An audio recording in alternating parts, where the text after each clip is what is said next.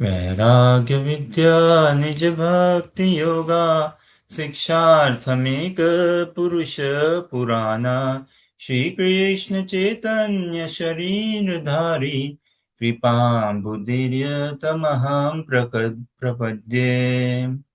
नमो विष्णुपादाय कृष्ण पृष्ठाय भूतले श्रीमद्भक्ति स्वरूपाय गोविंदिति नामिने गौरवाणी प्रचारिणे परतत्व प्रकाशिने श्री दामोदर देवस्य प्रियाय ते नमो नमः।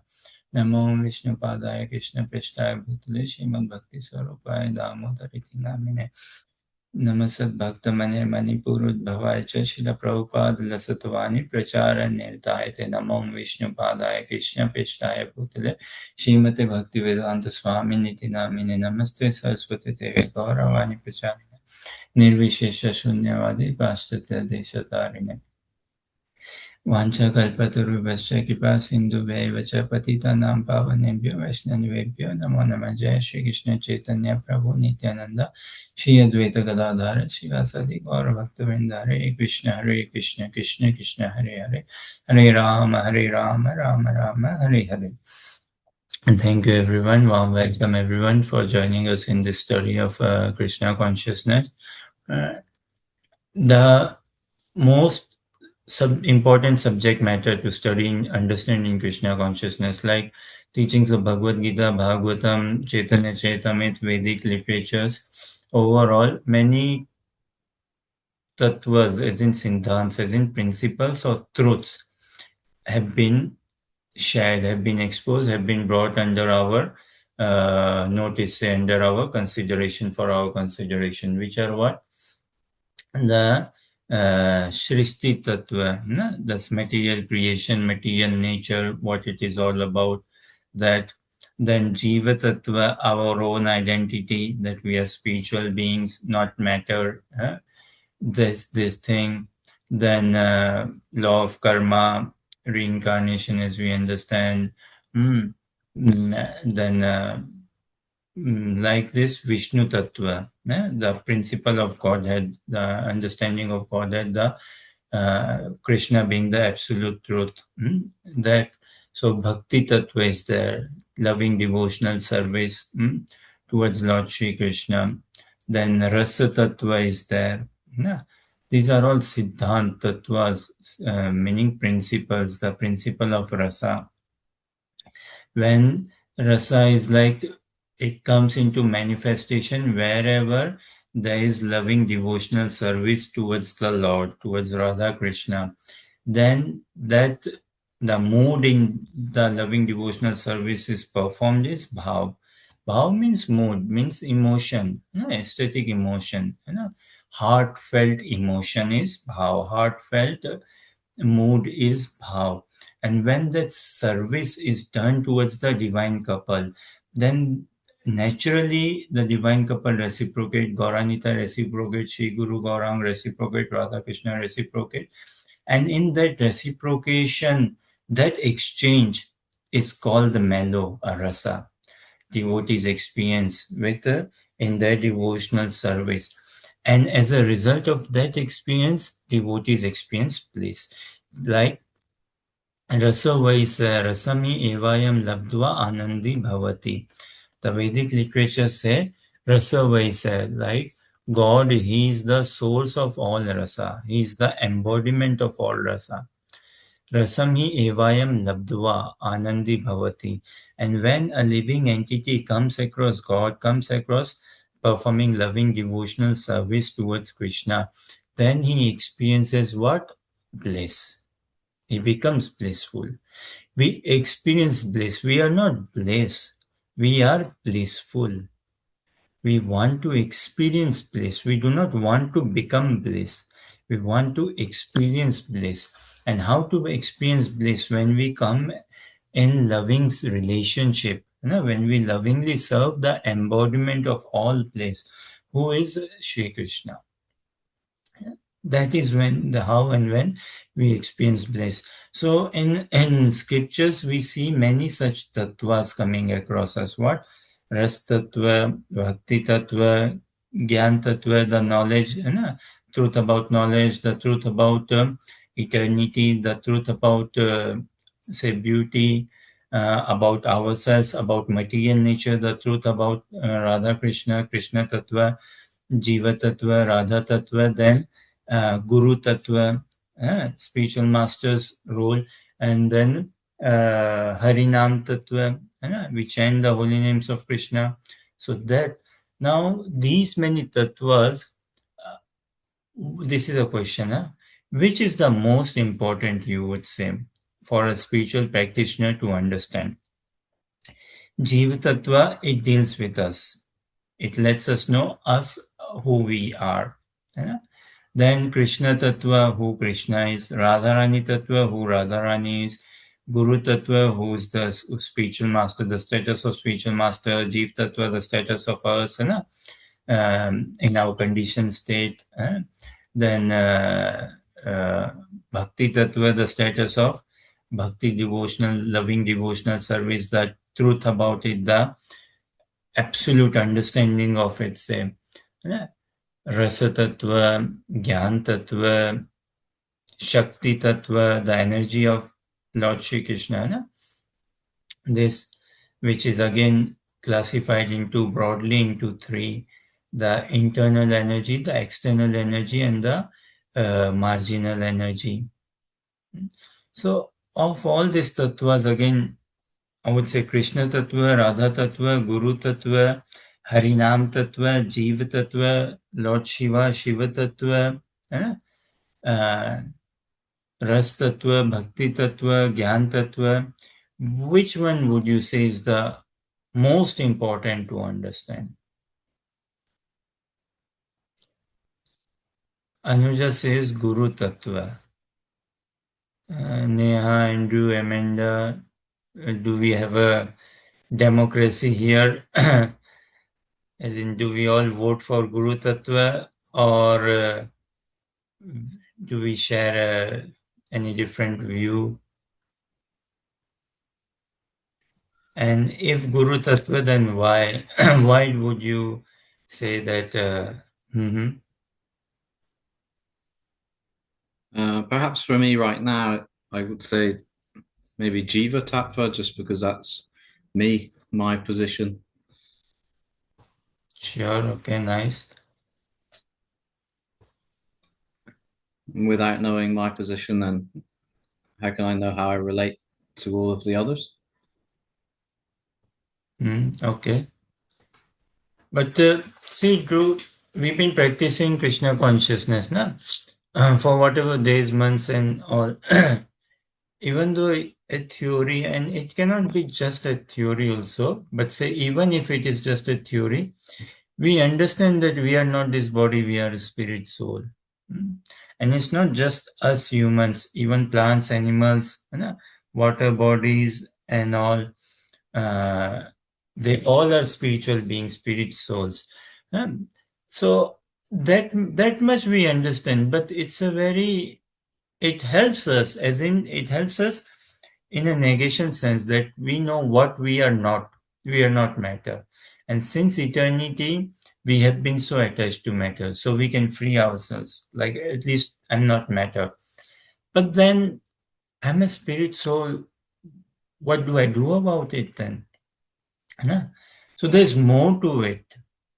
The picture is not complete. Yeah. But I would say, like, I will go in agreement with Anuja, not just because she's my sister, elder sister, that also I have to take care, but more so, if we understand, having been exposed to Krishna consciousness, having been practicing Krishna consciousness, if we understand the status of spiritual master, we cannot, like, no one can understand the status of Radha.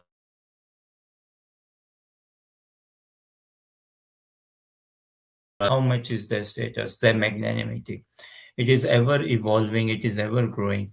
Likewise is the status of spiritual master, ever evolving, ever growing. But if, if like, like I would just give an example. In India, I think there's a train station called Mughal Sarai, and it's, if not the ultimate biggest junction, but it is one of the point from Mughal Sarai. They say you can get trains for almost any part of the country. India is a big country, relatively speaking, much bigger than UK area-wise, say, or Europe. Even I think the whole of Europe, perhaps. Uh, it's a big country geographically speaking. So, but there is one station from where you can get connecting trains to so many other towns and cities of the country. So point being, Guru Tattva is one such Tattva. If we understand Guru Tattva, the status of spiritual master, then naturally thereby, just by understanding the status of spiritual master, we will get to understand Krishna Tattva, Radha Tattva, Harinam Tattva, even Jiva Tattva, our conditioned state of existence and also our liberated state of existence. If we understand the status of spiritual master. To give another example, suppose we want to we apply for an internship in a company, huh? And we get accepted.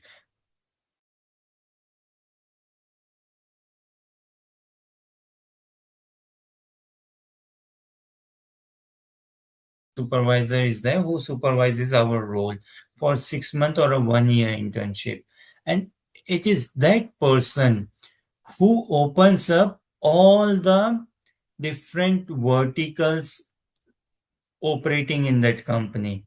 Yeah. The HR people, the IT people, what the manufacturing is part of the company, what not. It is through that supervisor, he opens up all the working operational doors of the company, the segments of the company to us.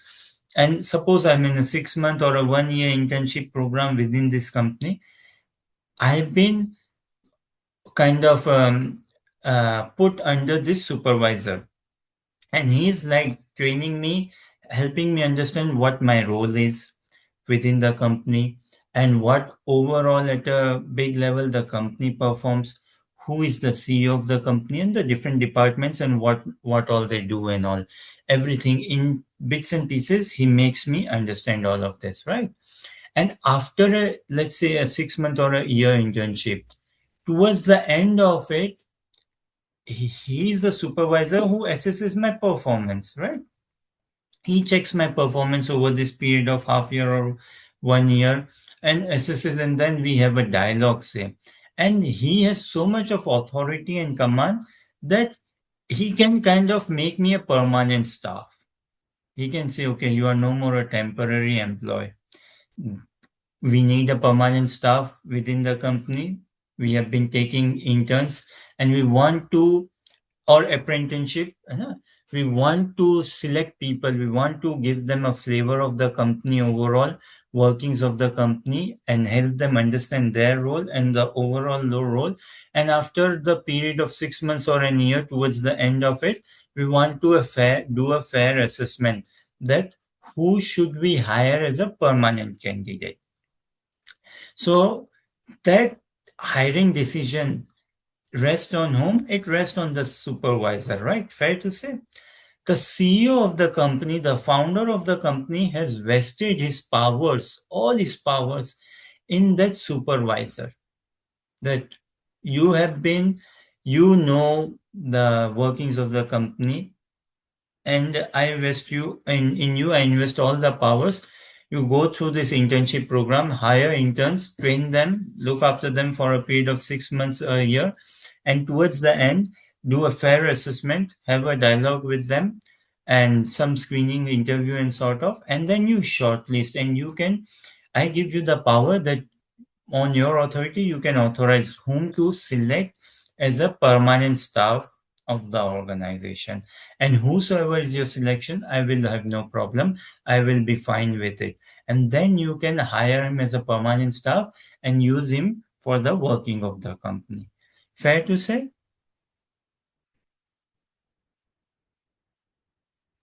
Yes, Prabhu. Yes, Prabhu. Huh? So, who do you think in this situation fits within the role of the supervisor?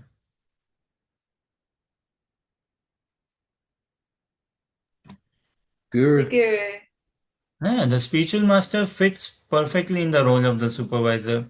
The CEO of the company, Radha Krishna. They fit perfectly within the role of the CEO of the company. Us Jivas, we are who? We are those applicants, we are those interns. Yeah. Wanting to understand the company, wanting to work in the company, our individual role, like this. Now, there could be multiple interns and then there could be multiple supervisors, right? Not just one supervisor for all the interns. There could be 10 different supervisors for perhaps even 10 different interns, one supervisor for each intern, or there could be 10 supervisors for 1,000 interns. Yeah, whichever way. And all those supervisors would report to the home, the CEO, and they have been vested that powers. And they understand, and it's the same principle by which they are governed, the supervisors. So if we to the degree I understand the will of the supervisor, is it fair to say to that degree I understand the will of the company? Yeah. If I understand the order, the instructions, the desire, the will, what is the motive of the supervisor, what does he want from me, and all. To that degree, I understand the motive of the CEO of the company. The CEO is a busy person. What is he up to? Where is he doing? He's playing golf in St. Andrews. St. Andrews is quite popular for golf.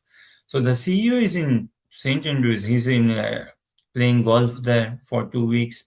Then he's going from St. Andrews. He's going to go to the Caribbean, say, for another 2 weeks.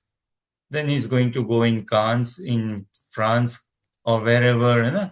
Then maybe Morocco or some places he could be traveling, whatever.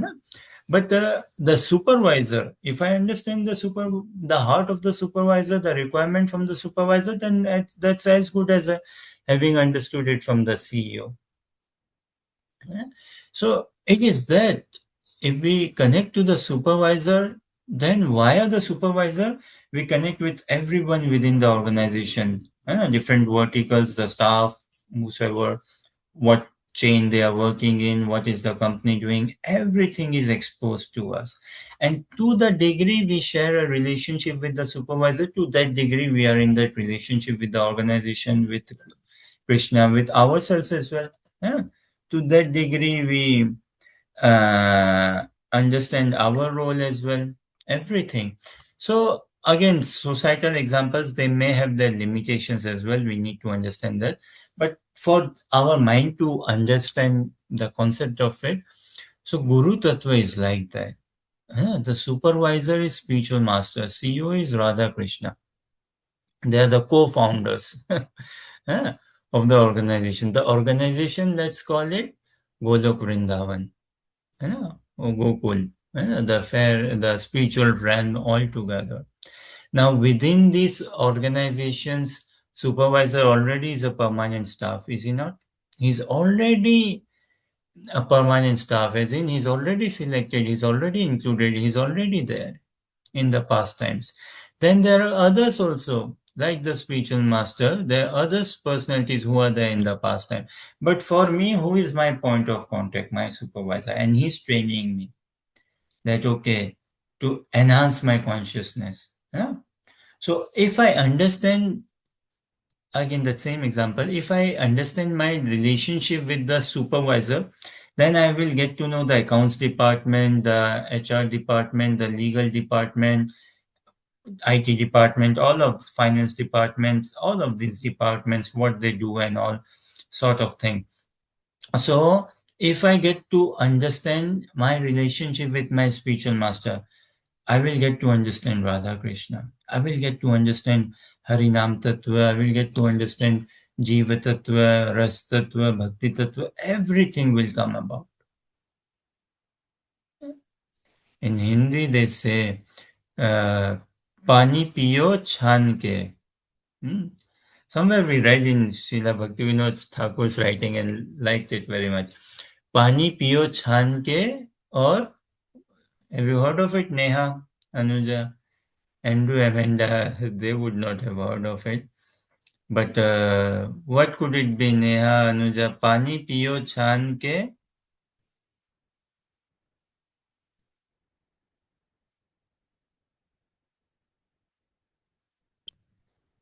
Okay, let us say. पानी पियो छान के और गुरु करो जान के. ना? If I do an English translation, it's like drink water, uh, पानी पियो छान के गुरु करो जान के, है ना? Drink water which is pure, which is filtered. We should drink water which is pure, which is filtered. Otherwise, if we drink dirty, impure water, then we will fall sick naturally. So we have to be careful. The source of water, which water, where are we drinking from? Is it filtered? Is it pure? Is it good or not? Otherwise, we will go sick. Very soon we will go sick and don't know to what level we can go sick.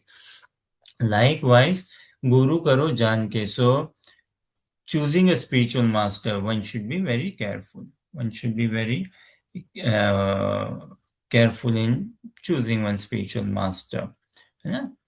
So, this thing, and every human soul, every human being, every person who has been blessed with this human form of body, it is his prerogative. It should be his indispensable prerogative on his part to choose a spiritual master, to find a spiritual master.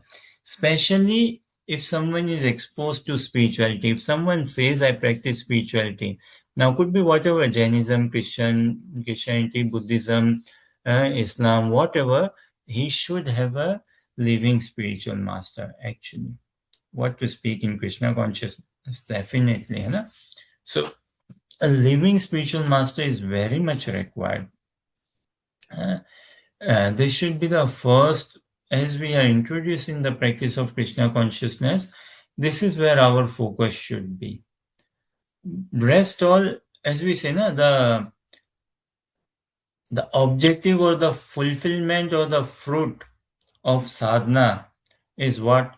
Now we've been practicing Krishna consciousness, we consciously follow four regulative principles, at gross level, and also at certain level we should be following. Then we chant the holy names of the Lord in on beads, certain number of rounds on a daily basis, and we engage in devotional service in many forms and shape and everything.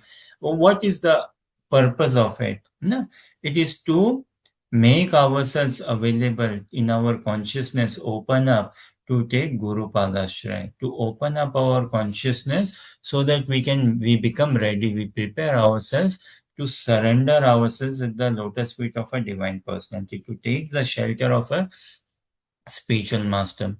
And what will that do? What is the fruit of being accepted by a spiritual master?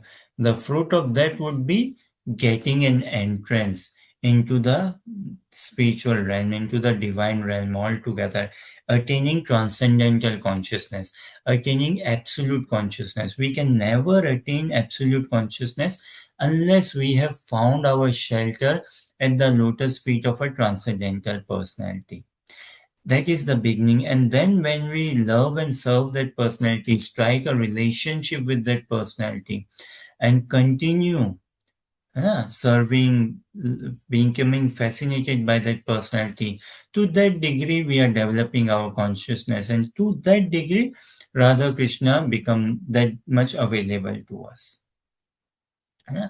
Otherwise, if there is, that's the only checkpoint. Radha Krishna, again, as we say, na, the CEO of a company, he's engaged, he's busy. Where he wants to play golf in St. Andrews. He's engaged. He wants to go for a ride in London. Say. He wants to go for a hike somewhere in Seattle. You know? He's engaged, he's busy, but he has set this up. Okay, if my supervisor has sanctioned you, why will I have a problem? You are accepted. No. So, like this, so the principle that is of utmost importance for us is understanding the status of spiritual master. That is the utmost principle. And this we see mentioned in Bhagavad Gita, Bhagavatam, Chaitanya Charitamrita, Nectar of Instruction, wherever. Definitely Krishna conscious literatures, definitely we see them all over written. So maybe Andrew, Amanda, please share screen Srimad Bhagavatam 5.5.18. We can see some verses or some places. What does it mean on the requirements, say, of having a spiritual master? Srimad Bhagavatam, Canto 5, Chapter 5 and Text 18.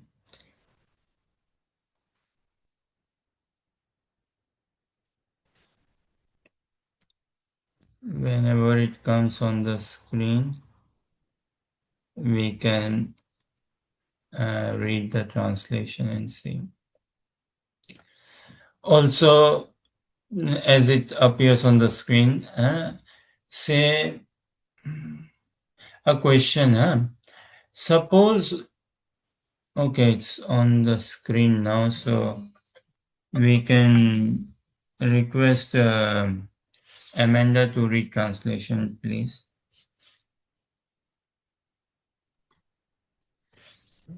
One who cannot deliver his dependents from the path of repeated birth and death should never become a spiritual master, a father, a husband, a mother, or a worshipable demigod. So, in this translation, this is a message from Srimad Bhagavatam, na? Very clean, clear. And actually, the validity of the message of Srimad Bhagavatam, we can easily cross-check against the shloka and the word meaning. That's the beauty of Srila Prabhupada. The shloka and the word meaning, they bring it out and we can cross-check against it. Guru na sasyat, swajano na sasyat, means do not become a spiritual master.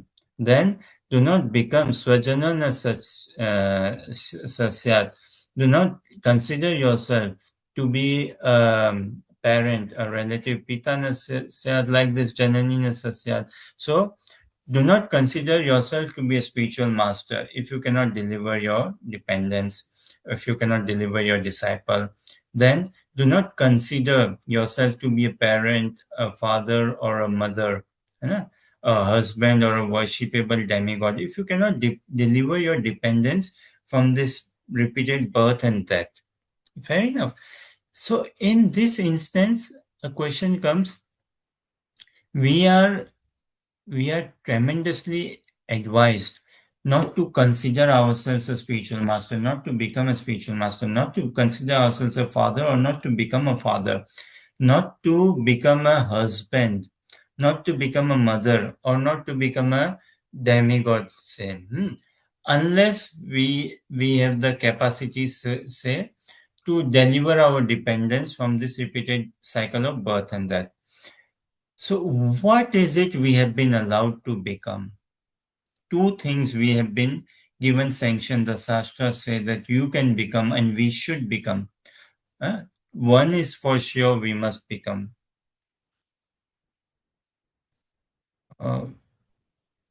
Neha, Anuja, Andrew, Amanda. A disciple. Smashing. Very true. Another?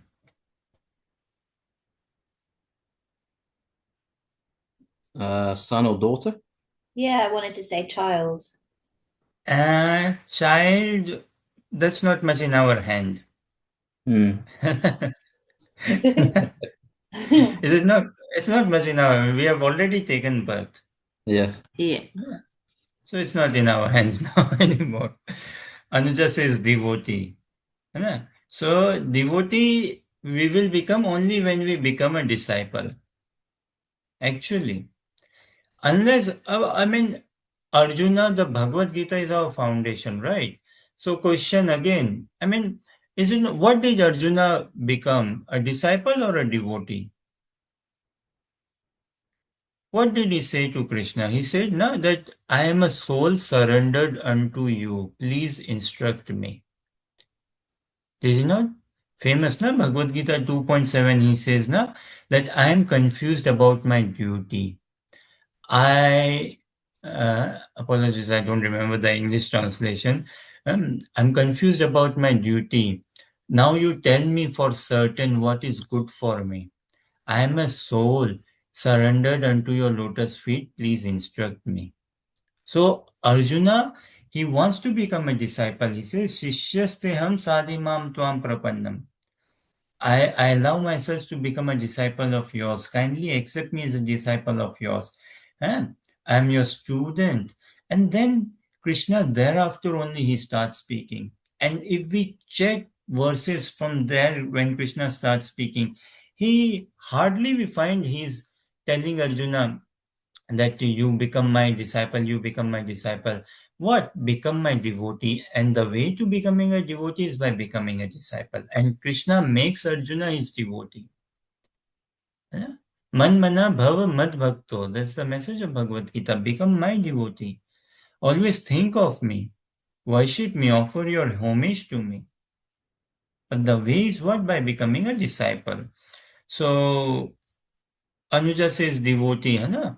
So yeah, the way is when we become a disciple, and the day I have been accepted, we are very blessed. Okay, spiritual master has accepted us as a disciple. Yeah, and it's still a journey. It is a journey in that relationship and all. But when the spiritual master in his heart, oh yes, he has become my disciple. That moment, instantaneously, one becomes the pure devotee of the Lord. Is it making sense, Anuja and you, Amanda? Neha? So, yes, very good. In this, we are told, do not consider yourself a spiritual master. First of all, no one becomes a spiritual master. It is not a position, a status that you become.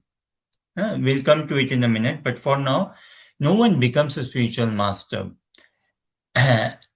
In the sense, one can become Brahma. One can become Lord Shiva. Okay, so screen share maybe can be removed. We have seen this translation. Keep the question in our mind and we'll come back to this question very soon. So two things we can become. What we should not consider ourselves is a spiritual master, a father, a husband, a mother, or a demigod unless we can free our dependence from repeated birth and death. We should not aim for it. We do not become this. But we should become what? Andrew said, disciple. That's for sure. There's one more thing. We will come to it. Now, what were we just saying?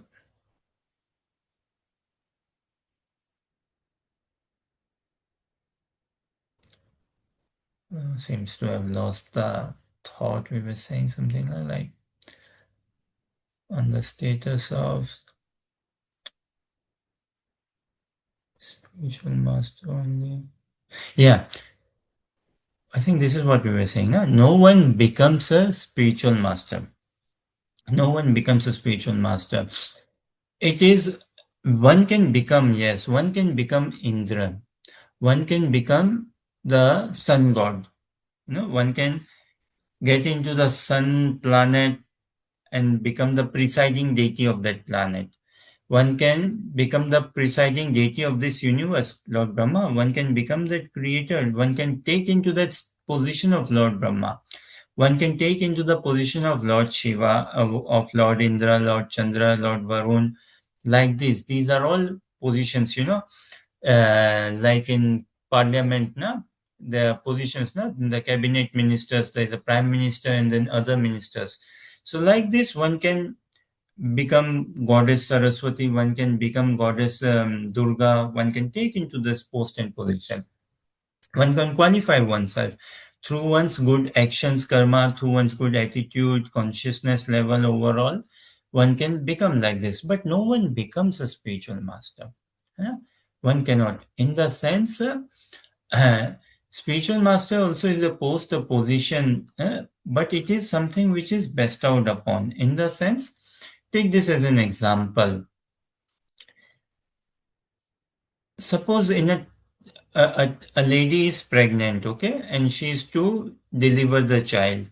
So comes the time of delivery, she goes to the hospital. The doctor and the nurses help her give birth to the child. No. Now, I think overall in India, this is not allowed. Maybe in some places now, I don't know. But some years ago, definitely throughout India, this was not allowed. And I think in UK, it's a common thing, possibly in USA as well, and Europe and some countries. What? As the mother is in the hospital giving birth to the child, her husband, the lady's husband, can also be in the room, in the hospital room, along with the wife, and see all the process of birth, child delivery, what is happening, and can see live the child coming out of the womb of the mother. At least in UK it happens, and I'm sure in some European countries must be happening, and I guess in USA as well. I don't think so. It's such a thing happens in India, but let's say again, for the sake of keeping the example simple so that we can relate to it, say, in that hospital room, the mother is there, doctors are there, nurses are there, and they are helping the lady give birth to the child. Now, after an hour, whatever, couple of hours, 40, whatever time, the child is born. Now, this is a question. The nurse will, the child is born, the doctor is there, the nurses are there. Okay, the child is born, they look after the child, whatever needs doing urgently, they do it immediately. Then what happens? This is a fair picturization of the scene, right? The nurse will open the door of the room, and she will come out. And outside are waiting who? The child's father will be waiting, child's say grandfather is waiting, child's uncle, aunts are waiting, let's say, eh, for to hear this news. What will the nurse say? Now, I don't know such a thing happens in the UK or not, but in India it certainly happens, and especially Bollywood shows such things. Anuja Neha can maybe vouch for it. Don't know if such a thing happens in the UK, and Amanda. What do you say, Neha, Anuja, or Andrew, Amanda? The nurse comes out of the hospital room. Who would she look for? What would she say?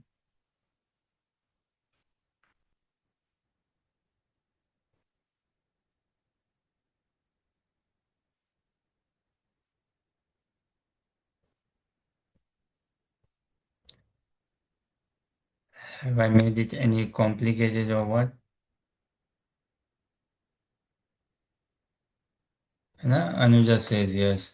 So, I mean, again, little bit different how things work in the UK, Europe, US, and all, and in India a bit different. But in India, the husbands are not allowed. I think only the lady who is giving birth, she is allowed to be with the doctors and the nurses, and the room is closed, locked. So the child is born, then one of the nurse comes out. That's a general scene, I would say. One of the nurse comes out and she will call out, eh, who in Hindi will say, "ओ बच्चे का बाप कौन है?" बच्चे का बाप कौन है ना? Like she will ask, who is the father of the child? Is it not, Neha? Now, Neha, you agree? And the nurse will come out of the dog, and Neha,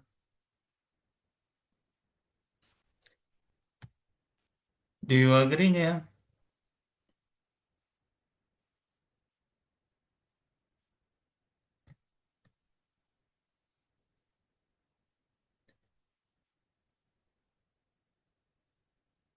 Okay. Anyways, if you can unmute, mute, or whichever way, yeah, and do Amanda. I was just going to say that in England it's very different. The husband would be there supporting the wife.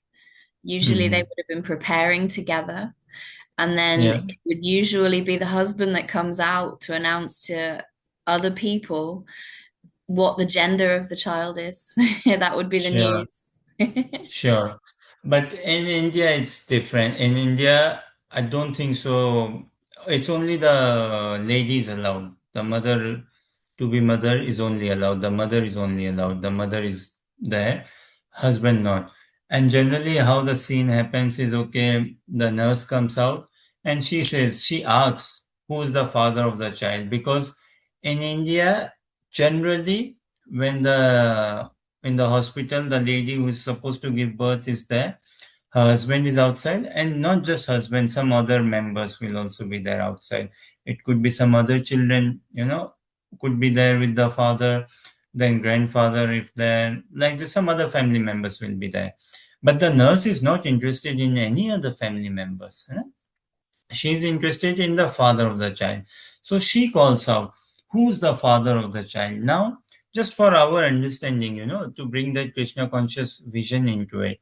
um, Now imagine in the corridor, there could be the father of the child, the grandfather of the child, the uncle of the child, the aunt of the child, some cousins of the child. And in standing in that row, when the nurse comes out asking who's the father of the child, बच्चे का बाप कौन है? Only the father of the child will step forward. Others will say what? Point towards the father. He's the father of the child. He's the father of the child.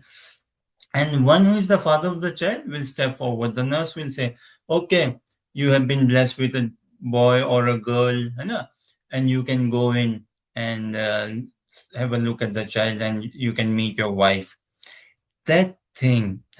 So likewise, when we are taking birth as a disciple, when we are practicing Krishna consciousness, when we are reading, hearing, chanting, us associating with devotees, growing in our consciousness, then when the time comes, okay, we want to take into uh, a spiritual master, we want to bow down, we want to take the shelter, we want to serve a divine personality, a transcendental personality. When we are there, the doors open for us as well. And whosoever is the father of us, the spiritual master of us, he will come in the surface. Krishna will manifest that personality. Out of many other fathers, like again we said, in the corridor, grandfather is there, uncle are there, they all are like capable fathers, so to say, and others are there.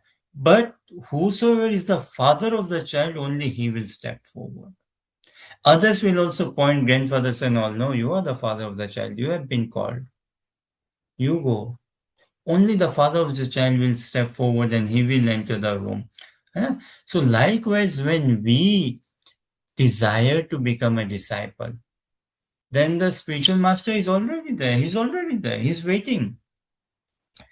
And then he comes into the surface.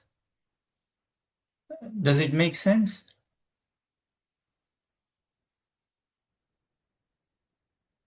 We have to grow as a child, as in we have to grow as a disciple. The moment we grow as a disciple, and this raises another question, you see.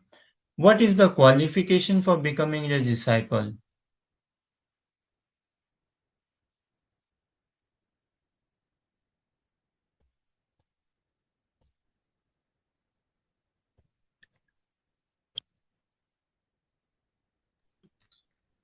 Be inquisitive.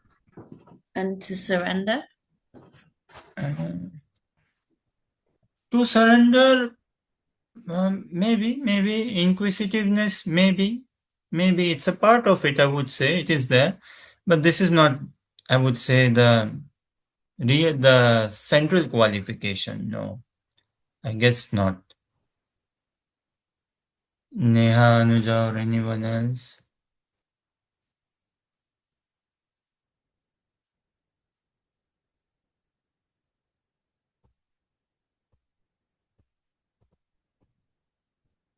What does the word disciple mean?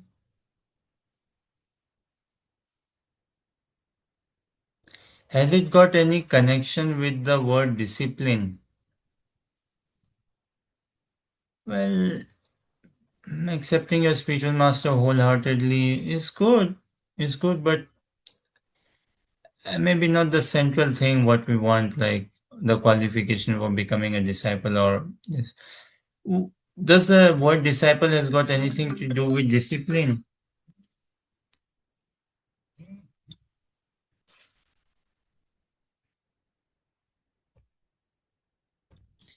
Yeah, there's a need to be self-disciplined, to be self-controlled. I mean, check. Does the word disciple comes with something to do with discipline? The origin of the word itself.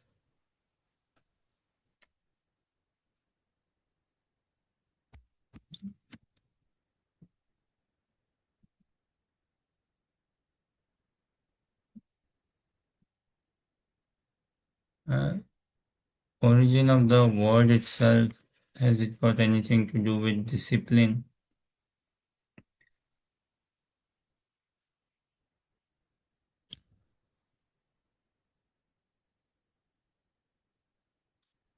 Okay, the what we were thinking, like the qualification to for us to accept to take on a spiritual master, to become a disciple, is yeah. Go on, Andrew, Emmanuel. Yeah, we just looked it up and it actually says that it's the root of it in Latin is connected. So it has close connections to discipline, but it's actually like the meaning is around learner or being a pupil. So I would say the central qualification, let me know if you agree, disagree. The central qualification for becoming a disciple is having the desire that I want to become a disciple. As in, I want to discipline myself. I want to let myself be disciplined. I want to let myself be a learner. I want to let myself be a pupil. Like you said, surrender. I want to learn how to surrender, or this eh, it's having the desire, because unless I desire to become a disciple, nothing will happen. That's the ultimate qualification, that I desire to be a disciple. I desire to have my identity with my spiritual master. My spiritual master becomes my identity. I, I want to formalize my relationship with my spiritual master. That desire. And then the details is what? Chanting certain number of rounds and following whatever regulations. These are the details. Waking up early in the morning, doing sadhana, reading, hearing, chanting, dhoti, kurta, tilak. These are all details, I would say. Because in this journey we have come this far, na? Because of the what? Why? Because of the blessings of the devotees. It's not my effort. My effort should be what? 0.11% recurring. Yeah. 99.99%, it is the blessing of devotees, it's the association of devotees, it's the kindness of devotees, which comes in the forms of books, in the form of Harinam, in the form of Prasadam. Yeah. Sadhu Sangha. That is the nucleus, that is the center, that is the key. And in this Sadhu Sangha means a group of devotees, Sangha of devotees, the association of devotees, right? Within this Sangha, I have to be inquisitive. Yeah, inquisitive in the sense, I have to make this inquiry. Who is that particular devotee with whom I have no fault to begin with? Yeah? That, wow, he is the devotee for me. Yeah? With him, I have no fault. And I want to emulate him. I want to love him. I want to serve him. I want to learn. I want to follow him. I want to learn bhakti from him. Who is that devotee whose speaking activates Krishna consciousness in us?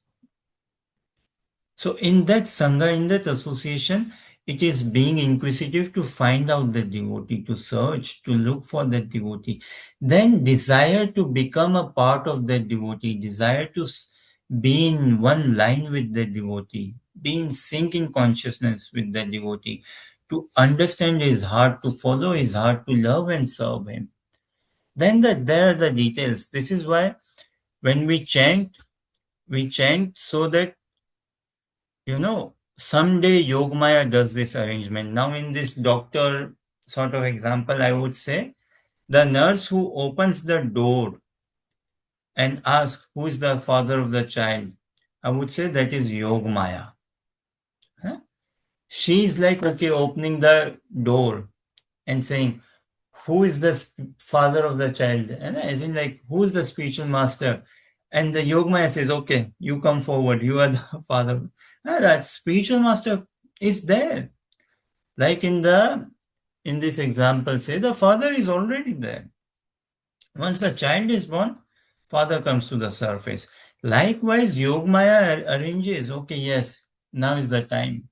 The devotee, he is doing sadhana. He is doing reading, hearing, chanting and all. He is understanding the essence of sadhana. The essence of all reading, hearing, chanting, whatever we do is what? To become Guru Padashraya. To search out for a spiritual master, for a guide, a teacher, all together. To spiritual master meaning search out for the purest devotee of the Lord and become one in relationship with that purest devotee of the Lord, desire to become. So that inquisitiveness, that search, that desire is the fundamental qualification. One may, and there are, why can there not be? There could well be that we may join society, institution, ISKCON, whatnot, and we may chant 16 rounds or more than 16 rounds, follow 4 regulative principles and do it for 1 year, 2 year, 5 years, 10 years. But if we don't have the desire to become a disciple, then someone could be following the 4 regulative principles, chanting these many rounds. Temple president says, okay, yes, you are now in a position to become a disciple. And the candidate also says, okay, yes, what makes you say so? Well, you have been exposed to the process, you have been following it for 4 years now, and you have been doing all the 4 regulative principles, chanting your rounds and all, and we offer initiations in this temple. These are the spiritual masters who generally come in the temple and all, and you can listen to someone's classes and choose. Okay, then if he says, yes, you have to become a disciple, and if he says, yes, I become a disciple, but if that, from that heart, that willingness, that desire, that inquisitiveness has not much come about, and that somewhat status of the spiritual master is not understood, then one could well be tying dhoti kurta, straight tilak, very neat clean dhoti kurta, neat clean sari, attending Mangal Aarti, doing Ekadasi, all these rules, regulations, chanting rounds. But what if in the heart still that desire has not come about? And if in someone's heart, once the desire is come about, once sadhana may be whatever, one need not necessarily, may not yet be following the 4 regulative principles, may not yet be chanting a good number of rounds consistently. But once one has that desire, then he should be pulled by that desire. He will be pulled by that desire provided he is keeping good association. If he's in good inspiring association, then of course he will be pulled by the desire to become a disciple. The joy of becoming a disciple, the joy of opening one's heart to be disciplined, to be trained, to become a follower or learner. The joy of one's heart to identify oneself that I belong to him. That sort of thing, that joy has to be seen. Like again, when A.C. Bhaktivedanta Swami Prabhupada, Srila Prabhupada, when he came to the Western world in 60s, then soon enough he started giving initiation, and blessed souls, they came forward and took initiation from him. They earlier used to refer to him as Swamiji, Swamiji. Then they asked him, how do we call you and all. So Srila Prabhupada said that we call our spiritual master Prabhupada. So the disciples asked, then can we call you as Prabhupada? Now Prabhupada sanctioned it. That because this is the right of a disciple, and the spiritual master cannot curtail that right. Rather, he is enhancing his consciousness to see the status of spiritual master. Yeah? Otherwise, Bhaktivedanta Swami Prabhupada, Bhaktivedanta Swami, he used to refer his spiritual master as Prabhupada, Bhaktisiddhanta Saraswati Thakur.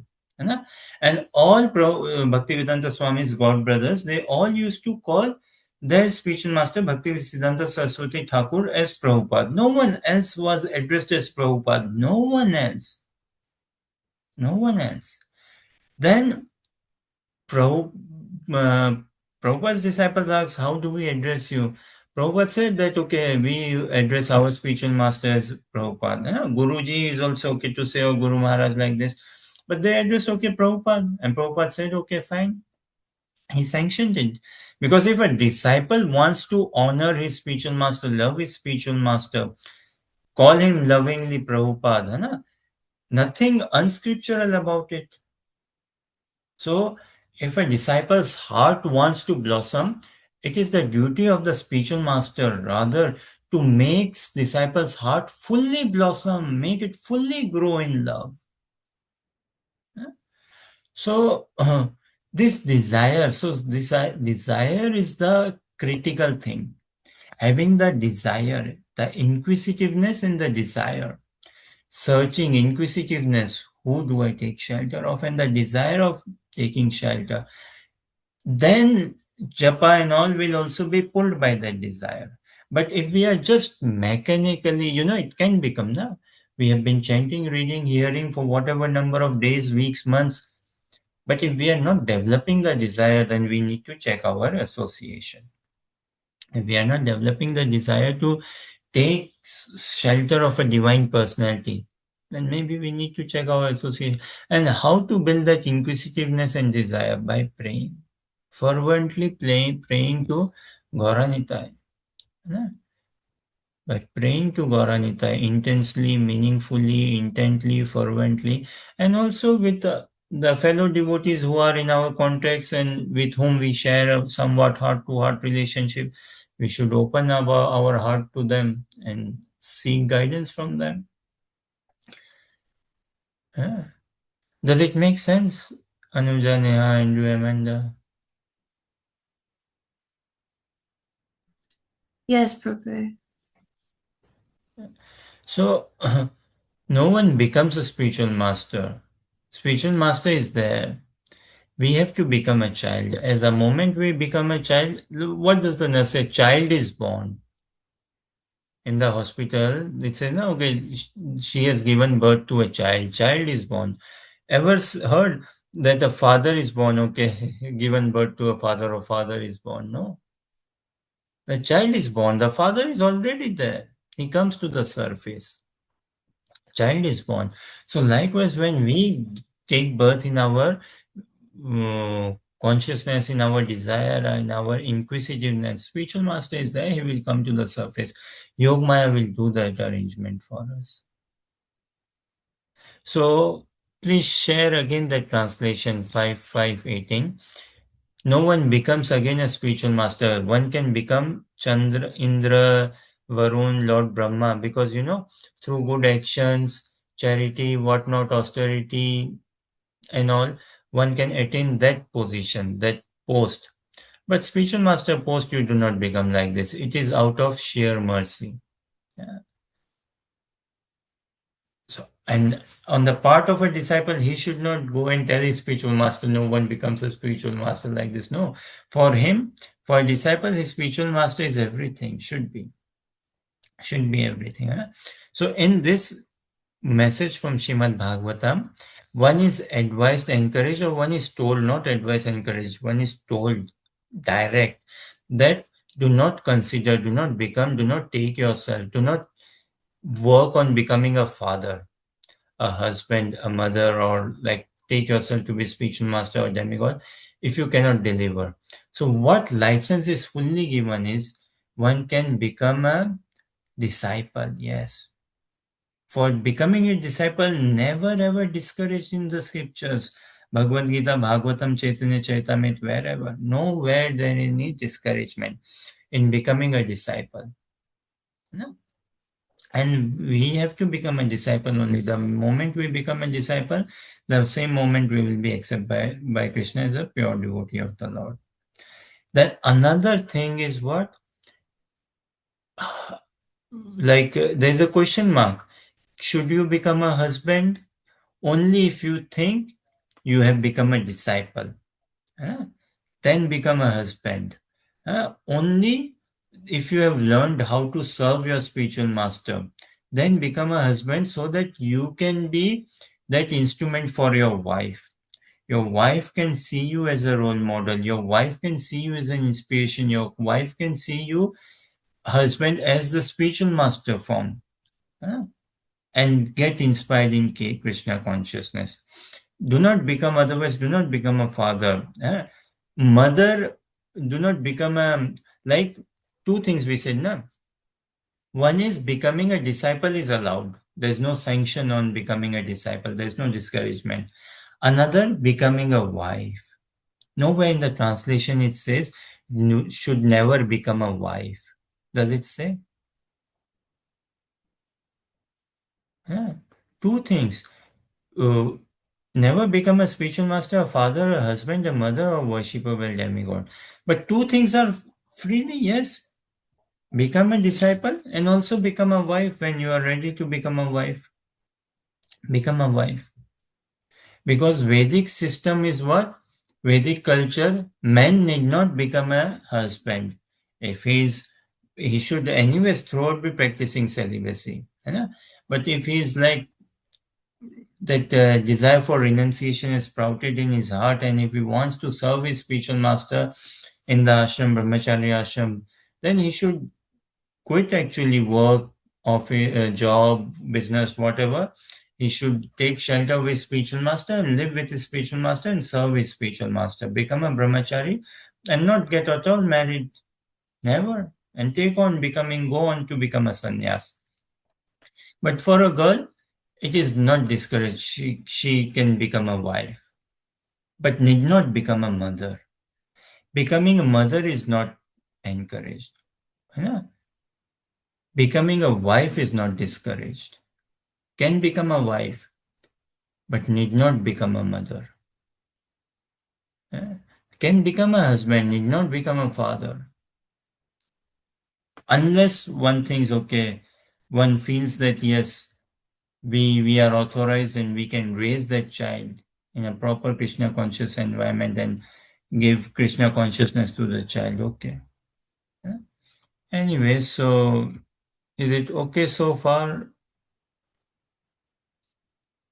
Does it make sense?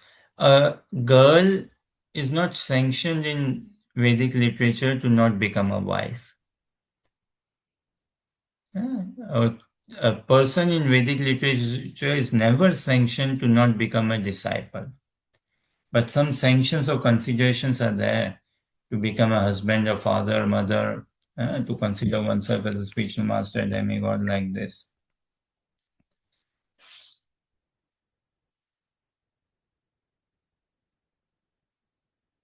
So one should be praying fervently so that he can allow himself to become a disciple. Now, okay, screen share can be seen, see, whichever way. Now, take this another thing. Suppose we were crossing a street, and we were a bit careless in crossing the street, and someone grabs our hand and very forcibly pulls us back.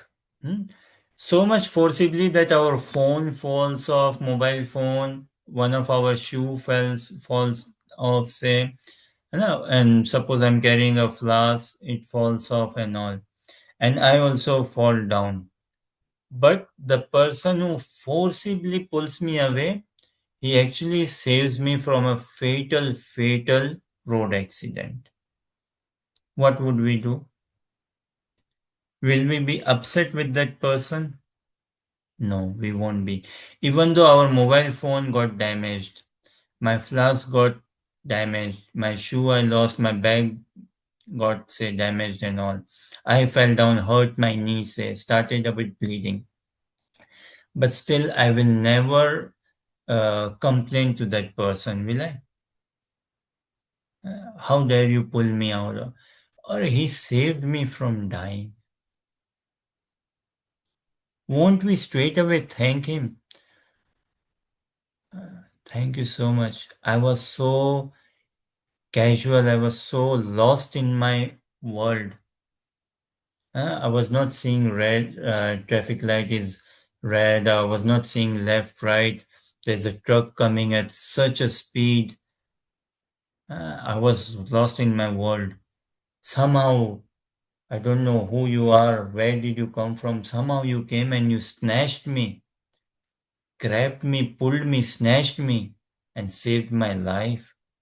I'm ever grateful to you. I'm so thankful to you. Would this not be our thoughts, words, say? Then what would we say? We would like to thank that person, right? Won't we want to know his name? What is your name, sir? Please tell me, where do you live, sir? How can I repay this, what you have done for me? How can I help you? How can I repay this to you? है ना? I would like to serve you.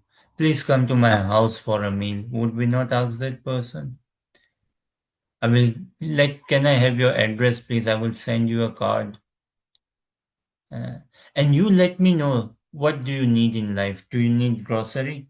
We were going to do grocery. I will get you grocery. Would we not ask? Huh? How can I help you? Huh? Now, imagine such a situation comes about. Then we ask that person, is it not like a gentle human being? Again, this is a someone can raise so many questions. No, I would not ask this, that, what not. Yeah. But to help ourselves understand, a rational, gentle human being in this world will ask, yeah, that how can I be of help to you? What is your name? Where do you live? How do I repay this to you? I want to be in touch with you. Can I have your contact details? Then now the person he says, yes, this is my name, this is my contact details. I do not need any card. Please do not send any card to me. I'm okay. And he may say, it's nothing. I know that this road is slippery. Okay. The person who pulled us, these are his words. He would be saying, say, I know this road is slippery. I have seen many get into accident in this road. I have seen many who cross the road not carefully, who are lost in their thoughts, what not. So it's okay. I saved you. Likewise, I helped some others as well pull out, and I'm no need of a card or a grocery or to do anything work in my garden. Garden is fine. I don't need any grocery. I'm okay, and I don't need any this. It's nice of you to offer this, but I'm in no need. So if such a situation comes, what this is a question. What do we do? What should we be doing?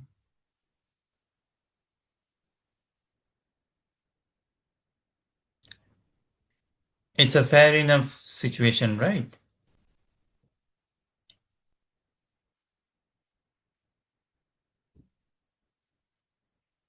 The person pulled us our hand, pulled us back.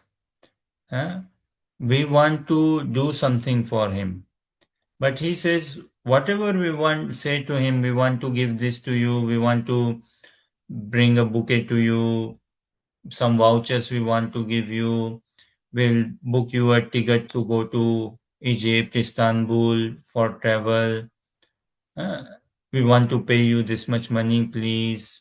But he says, no, I don't need money. I don't need travel. I don't need a new phone. I don't need anything. I'm fine. I'm satisfied. I'm okay. I'm okay. It's just I know this road is slippery, how the drivers drive, and I know the details of it. Shall I say something? The least we can do and we should do is that we know that this person does not need anything. But the least we can do is we will never forget that person, will we? This is the least. Will we not always remember the person? Will we not always think high of the person? Will we not always think lovingly of the person? Then, whosoever we meet, will we not talk about that person to him? You know? If we happen to meet then go to our parents, say, go to our friends and family, near and dear ones. Will we not narrate this incident? Oh, I was about to get killed under that truck, about to lose my life under that truck because of my own insanity, because of my own being lost in thought, because of my own craziness, laziness, silliness, ignorance. I was about to let myself die under that truck. Had this gentle soul not appeared in my life and snatched me altogether, and then I am asking him, how can I serve you? How can I help you? Please take money. You have saved me. Please take card. Please take holiday. Please let me wash your dishes. He says he needs nothing. He doesn't want anything. Yeah. He's all right. He's fine. He's happy. Everything. He does not need anything. I want to do him. So the least we can do is never forget him. The least we can do is always remember him. The least we can do is think of him. And the least we can do is whosoever we meet, our parents, friends, family, won't we be naturally talking about him and glorifying him? Huh? What we would be saying? Won't we say, oh, you are God sent to us? Otherwise, we would have been butchered under this truck. You are literally God sent to us. God saw us going in this wrong direction and about to be hurt, and He sent you to save us. Yeah. So wherever we go, that's like, okay, yes. Could this be the attitude of a disciple? A spiritual master. He came to rescue us. We were blindlessly going in increasing our material existence.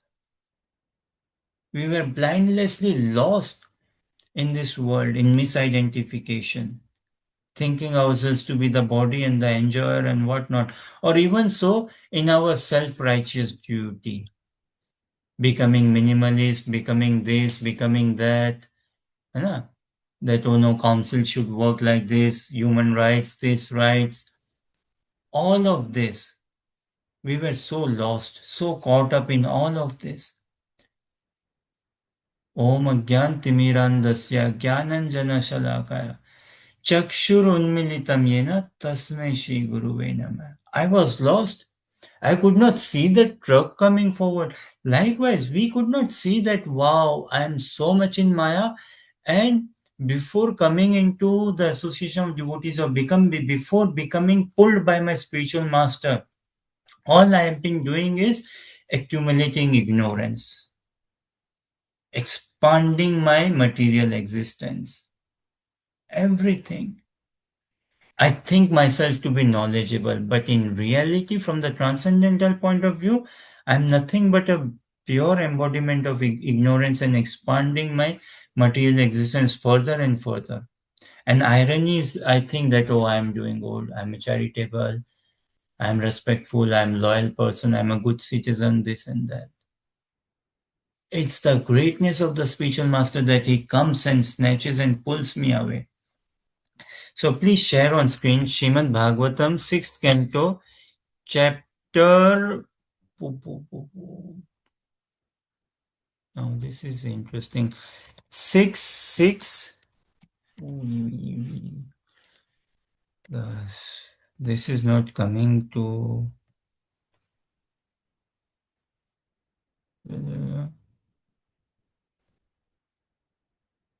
Chapter, 1 second, let me see. Canto 6, chapter 15, text 16.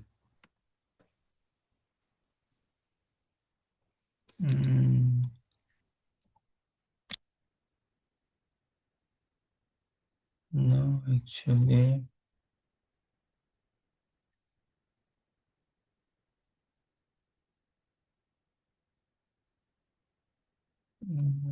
Myself, I'm searching.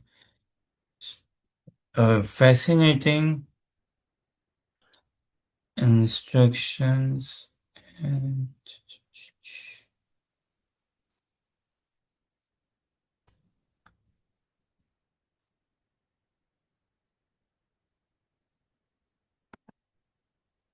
yeah, Canto 6, chapter 16, text 15. Yeah, chapter 16, text 15, please.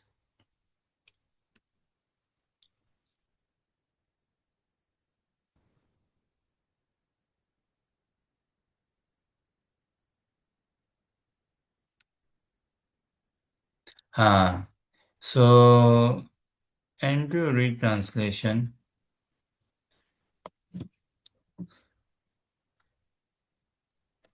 Translation. Thus enlightened by the instructions of the Brahmanas, Angira and Narada, King Chitraketu became fully aware of spiritual knowledge.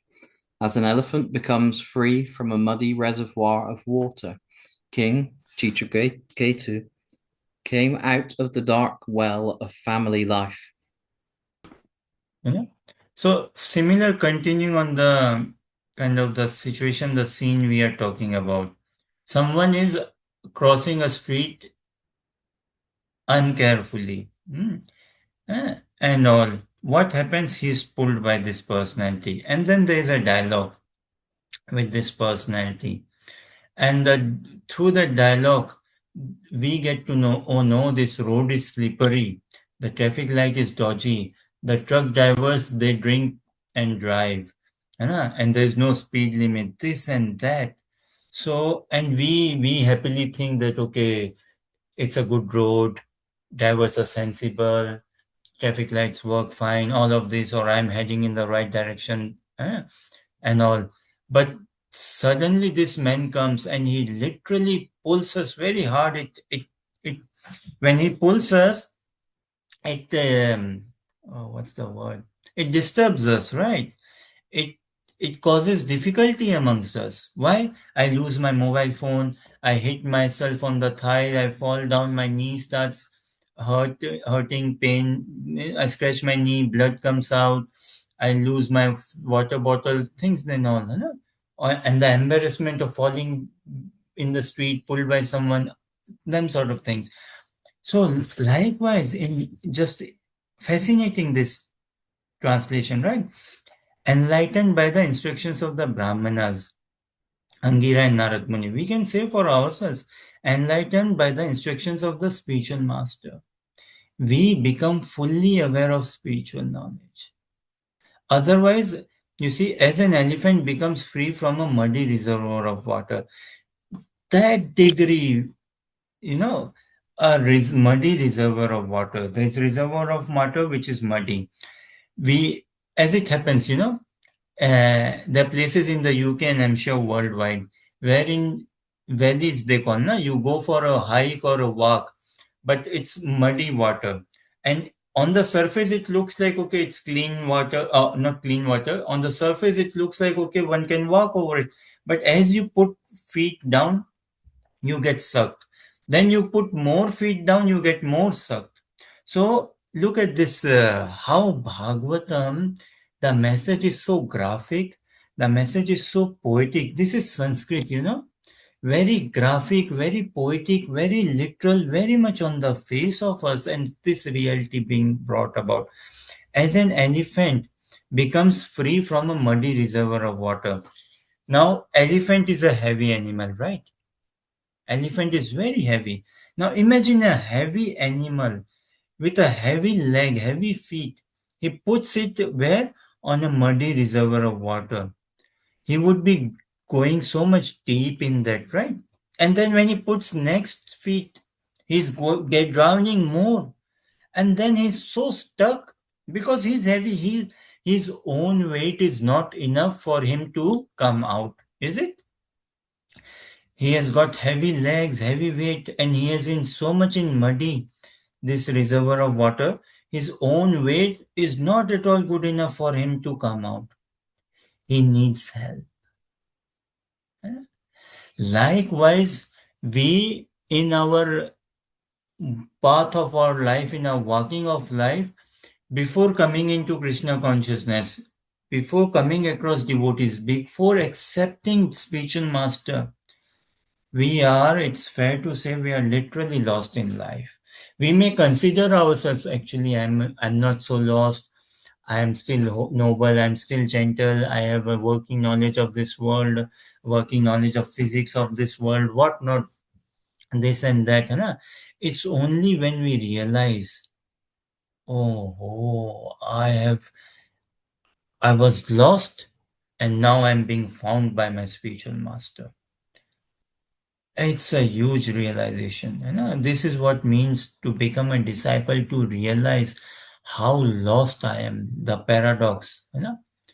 In societal sense, no one finds it any good to know, okay, how lost you are. But the more we find, oh my God, I'm so much of a heavy in my ignorance. Like the example of elephant given. Why elephant? Could have been some other animal, na? Elephant, because it is definitely an animal of ignorance, and then the heaviness of it. So we are animals of ignorance and the heavy ignorance, and lost in where? In this world of sense gratification, of misidentity altogether, and so much we are expanding our material existence. But it is the spiritual master's mercy, spiritual master coming to our life and pulling us out of this dark well of family life or dark well of material existence, pulling us out. Does it make sense, Anuja, Neha, Andrew, Amanda?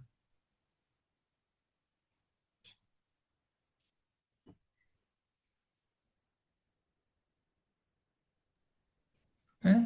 So, Yes, Prabhu. mhm. So, screen share can be seen. Huh? So now we, on our part, what remains? Again, going back to that traffic light, that example, we being pulled out, and otherwise we were going to lose our life coming under that trucks. The spiritual master is like that. He needs nothing. But on our part, the least we can do is love him, think of him, serve him. Never forget him. Think high of him, lovingly of him, sweetly of him. And wherever we go, we should glorify him. We should take him with us. We should hold heart in our heart his instructions, his mercy, his magnanimity. We desire to become a product of his mercy. So something this little bit on, say, becoming a disciple, uh, and kind of, this is why Guru Tattva, if we understand, then we can understand all other things.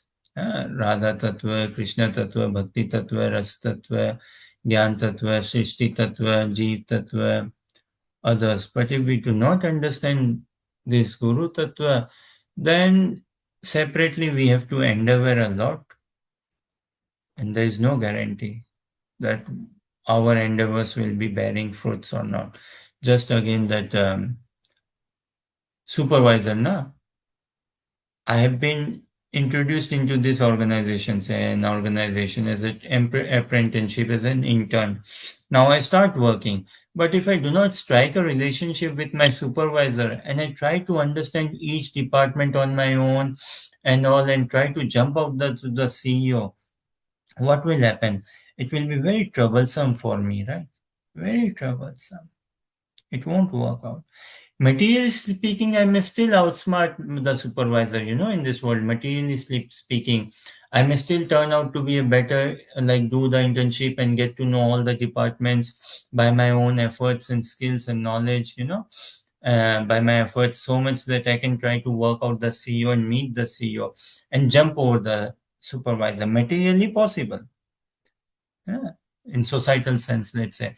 But this is not how Krishna consciousness works.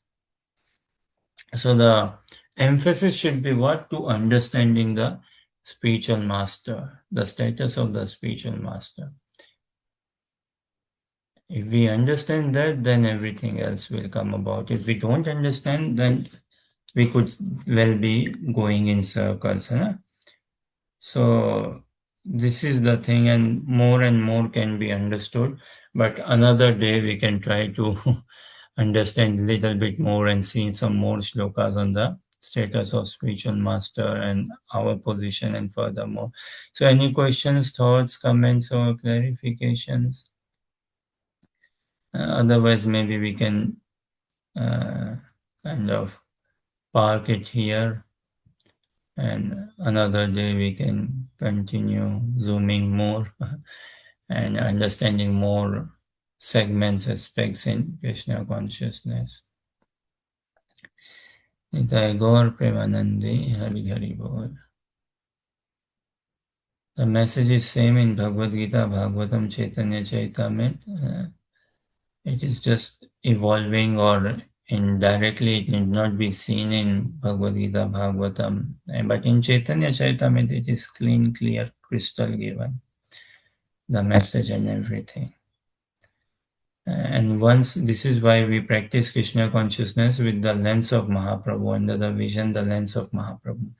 And once we have that lens, once we have that vision of Sri Chaitanya Mahaprabhu, then our understanding of Bhagavatam will be getting fully refined. Our understanding of Bhagavad Gita will be getting fully refined. So us, we want not only become a Vaishnava, body a Vaishnava. So understanding the teachings of Sri Chaitanya Mahaprabhu, our sampradaya is Rupanuga Sampradaya, becoming a follower of Sri Rupa Goswami and performing bhakti as Rupa Goswami in that mood. We cannot perform bhakti the way Rupa Goswami has performed, no. The way spiritual master does Krishna consciousness, we cannot perform to that level. But the mood of what? Humility, the mood of pure subservience, the mood of pure surrender, the mood of pure willingness. Nitai Gaur Premanandi, Hari Hari Bol. Bole Hare Krishna, Krishna Krishna, Hare Hare, Hare Rama, Rama Rama, Hare Hare. Thank you everyone for your kind participation and encouragement. Kindly continue blessing us.